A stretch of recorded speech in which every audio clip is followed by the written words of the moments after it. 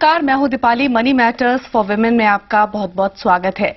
यानी एक ऐसा शो जो हमने खास महिलाओं के लिए डिजाइन किया है। आप हाउसवाइफ हैं या आप वर्किंग वुमेन हैं, सभी हमारे शो में पार्टिसिपेट कर सकती हैं। अपनी इन्वेस्टमेंट से जुड़ी क्वेरीज हमें भेज सकती हैं और हमारे एक्सपर्ट्स की एडवाइस ले सकती हैं।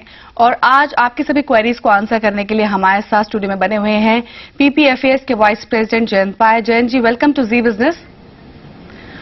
और सवाल जो आपके सिलसिले को आगे बढ़ाने से पहले आपको इस शो में पार्टिसिपेट करने का तरीका बता देते हैं। अगर आपके पास इन्वेस्टमेंट से जुड़ा कोई भी सवाल है तो आप हमें मैसेज कर सकती हैं। श्री लिखकर अपना सवाल लिखिए और सेंड कर दीजिए 57575 पर, या फिर आप हमें ईमेल भी कर सकती हैं she@znetwork.com पर। ईमेल करते वक्त अपनी कॉन्टैक्ट डिटेल्स हमें जरूर लिखकर भेजें। और सवाल जवाब के सिलसिले को आगे बढ़ाते हैं। रूपाली नासिक से हमारे साथ बनी हुई है। रूपाली, स्वागत है आपका, अपना सवाल पूछिए। नमस्ते।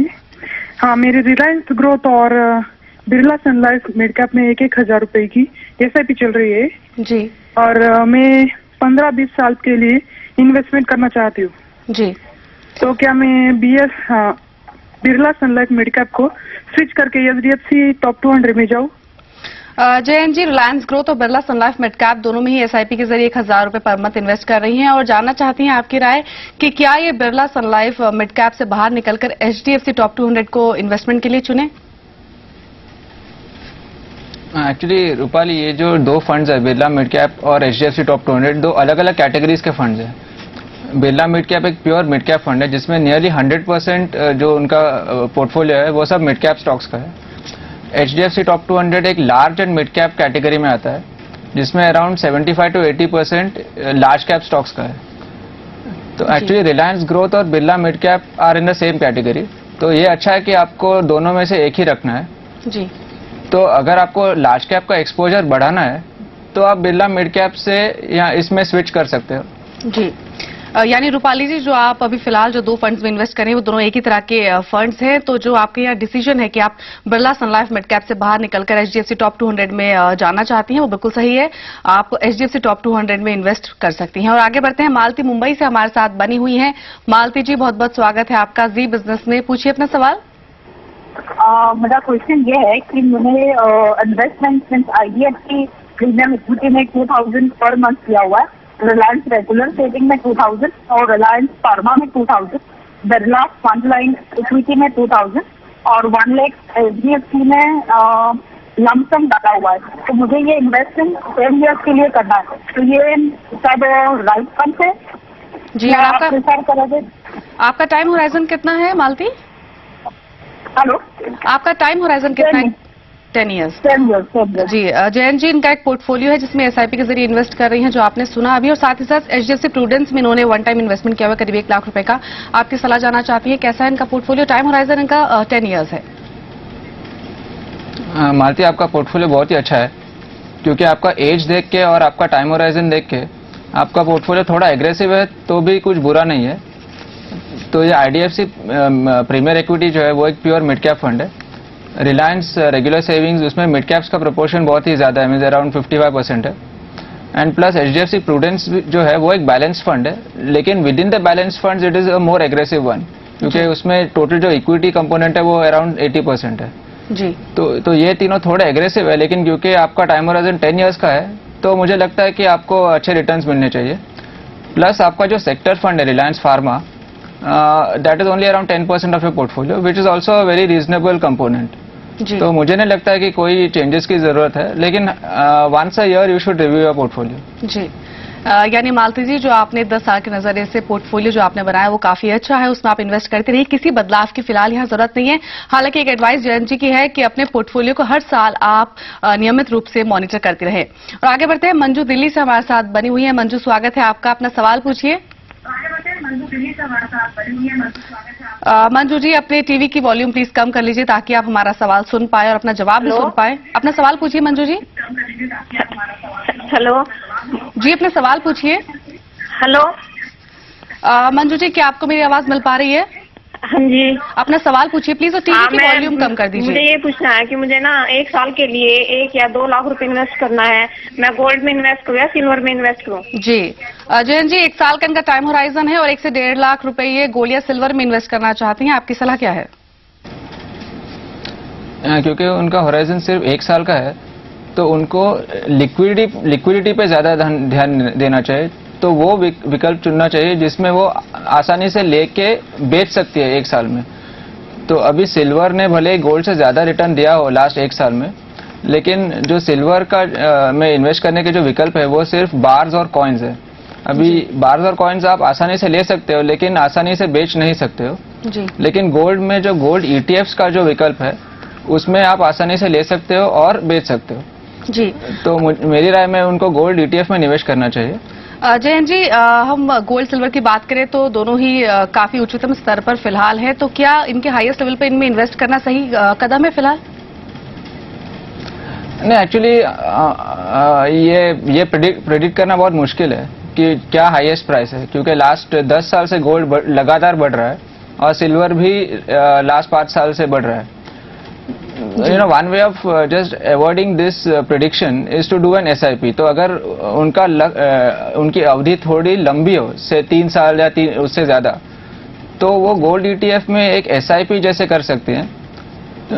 जो 1 लाख है, she can divide into 12 equal installments and invest it in either Reliance gold savings fund और कोटक गोल्ड सेविंग्स फंड। नहीं तो गोल्ड ETF में उनके ब्रोकर के थ्रू अराउंड 8,500 वो इन्वेस्ट कर सकती है, लेकिन अगर लंबी अवधि है तो ही जी। यानी मंजू जी, जो आप गोल्ड या सिल्वर में इन्वेस्ट करना चाहते हैं, यहाँ आप गोल्ड में निवेश कर सकती हैं। हालांकि जयंत जी का कहना है कि अपना जो टाइम होराइजन उसको थोड़ा बढ़ा दीजिए, 1 साल के बजाय 3 साल के आप इन्वेस्टेड रहिए। रिलायंस गोल्ड सेविंग्स या फिर कोटक गोल्ड सेविंग्स या NFO फंड है, इनमें आप SIP के जरिए इन्वेस्ट कर सकती है, या फिर आप गोल्ड बेंचमार्क ETF भी इन्वेस्टमेंट के लिए चुन सकती हैं। और आगे बढ़ते हैं, अर्पिता असम से हमारे साथ बनी हुई है। अर्पिता जी, स्वागत है आपका जी बिजनेस में। अपना सवाल पूछिए। लगता है अर्पिता जी से हमारा संपर्क टूट गया है।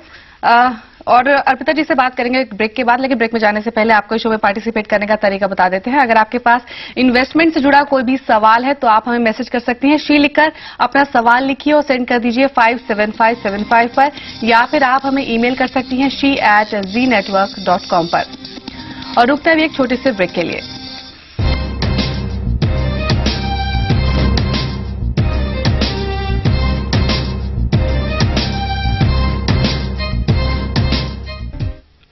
और ब्रेक के बाद आपका स्वागत है। सवाल जवाब के सिलसिले को आगे बढ़ाते हैं। अर्पिता असम से हमारे साथ बनी हुई। अर्पिता जी, स्वागत है आपका जी बिजनेस में। अपना सवाल पूछिए।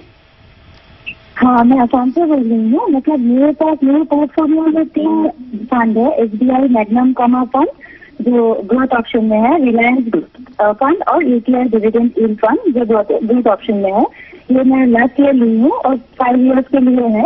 तो मेरा क्वेश्चन ये है कि क्या मेरा ये सिलेक्शन फंड सिलेक्शन प्रॉपर है या मुझे कुछ आप लोग कुछ दूसरा सजेस्ट कर रहे हैं लेने के लिए? जी जयंत जी, एक छोटा सा पोर्टफोलियो है इनका जो आपने अभी सुना, 5 साल का इनका नजरिया है, क्या सलाह है आपकी? लगता है जयंत जी से हमारा संपर्क टूट गया है। अर्पिता जी का सवाल है कि इन्होंने Reliance growth, UTI dividend yield, SBI magnum comma, इन तीनों फंड्स में अर्पिता जी जो है 500 पर मंथ इन्वेस्ट कर रही हैं। अर्पिता जी, जो आपके तीनों म्यूचुअल फंड्स हैं, हालांकि अलग अलग कैटेगरीज के फंड्स हैं, लेकिन SBI मैग्नम कॉमा की अगर बात करें तो ये जो फंड है इसका परफॉर्मेंस पिछले साल भर से खासा अच्छा नहीं रहा है, काफी निराशाजनक परफॉर्मेंस रहा है। और वही रिलायंस ग्रोथ और UTI डिविडेंड यील्ड, ये दोनों ही फंड्स जो है वो अच्छे हैं आपके पोर्टफोलियो में। तो यहाँ पर आपके पास कई ऑप्शंस हैं। आप SBI मैग्नम कॉमा से आप बाहर निकल सकती हैं, और इसके अलावा आप जो UTI डिविडेंड यील्ड है इसमें आप अपना निवेश का जो राशि है उसको आप बढ़ा सकती हैं, और सिर्फ 2 ही फंड्स अपने म्यूचुअल फंड्स में रख सकती हैं।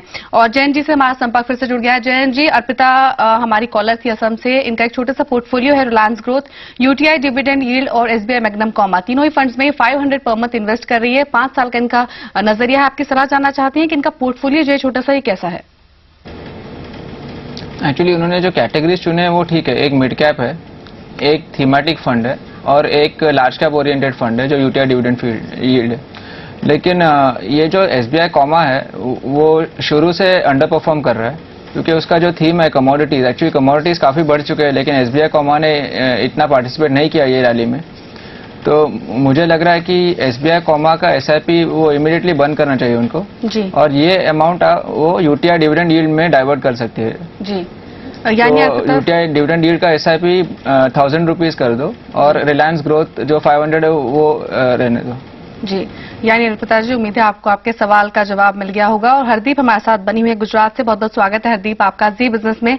अपना सवाल पूछिए। हरदीप, आपका बहुत बहुत स्वागत है। आपको आवाज मिल पा रही है? जी सुन पा रही हूँ जी, अपना सवाल पूछिए। मेरा क्वेश्चन ये था कि मैंने 2006 में आईसीआईसी प्रोडेंशियल में इन्वेस्ट किया था लाइफ टाइम में जी 3 साल के लिए, मंथली एसआईपी थी जी। तो क्वेश्चन ये था कि अभी मुझे वो विड्रॉल कर लेना चाहिए या उसे अभी भी उसमें स्टे करना चाहिए? जी, आप कितना इन्वेस्ट कर रही थी इस पॉलिसी में? उसमें मंथली 1500 था जी। I just invested in 54,000 in 3 years जी। ऑलरेडी 5 साल हो चुके हैं उसमें। जी Jayant ji, ICICI Prudential lifetime ULIP में इन्होंने 2006 में इन्वेस्ट करना शुरू किया था। 3 साल तक इन्वेस्ट इन्होंने किया है हालांकि, लेकिन अभी तक इन्होंने पॉलिसी जो है वो होल्ड की हुई है। ये एक विड्रॉन पॉलिसी है और आपकी सलाह आप ये जानना चाहती हैं क्या इस पॉलिसी से एग्जिट कर जाए या फिर इसे मैच्योरिटी तक होल्ड करें? एक्चुअली अगर उनकी मैच्योरिटी आज से अगर 2 या 3 साल ही है तो मेरी राय है कि वो होल्ड करे, नहीं तो वो अपने एजेंट से पूछे कि अगर वो आज पॉलिसी सरेंडर करे तो उसका सरेंडर वैल्यू कितना होगा।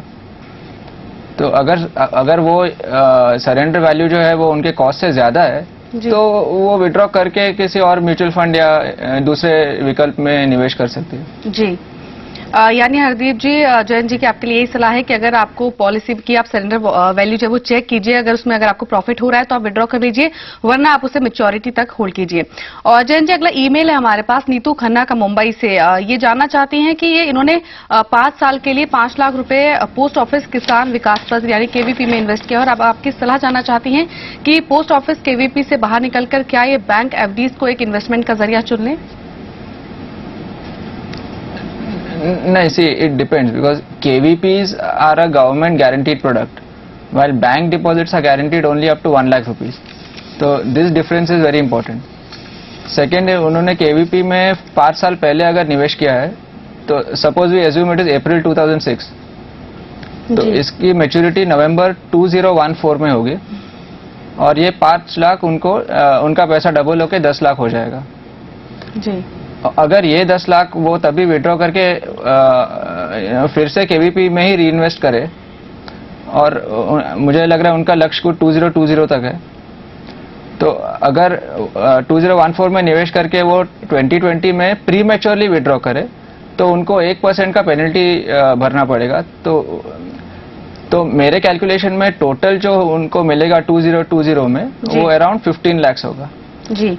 On the other hand, if she withdraws the money today, which वो 5 लाख अराउंड 7.2 lakhs अभी हुए हैं और ये अगर वो बैंक डिपॉजिट में 9.5% पे निवेश करे तो उनको अराउंड 17.8 lakhs मिलेंगे। तो डेफिनेटली बैंक डिपॉजिट में ज्यादा अमाउंट एक्यूमुलेट होने की संभावना है, but at a higher risk, so that she has to be little careful. जी, यानी नीतू जी, बैंक एफडीज में अगर आप इन्वेस्ट करती हैं केवीपी से निकलकर तो आपको ज्यादा रिटर्न कंपैरेटिवली मिलने की आशंका है, लेकिन रिस्क भी यहां पर ज्यादा है। और आज समय कमी के कारण इतनी सवाल अपने शो में शामिल कर पाएंगे। जयंत जी, बहुत बहुत शुक्रिया हमारे सभी कॉलर्स की क्वेरीज को आंसर करने के लिए, हमारे शो में शामिल होने के लिए। Thank you. और बिल्कुल छोटे से ब्रेक के लिए, ब्रेक के बाद आपको मिलवाएंगे हमारी खास विमेन अचीवर से, सुनिधि चौहान से, जो एक प्लेबैक सिंगिंग की दुनिया में जाना माना चेहरा है।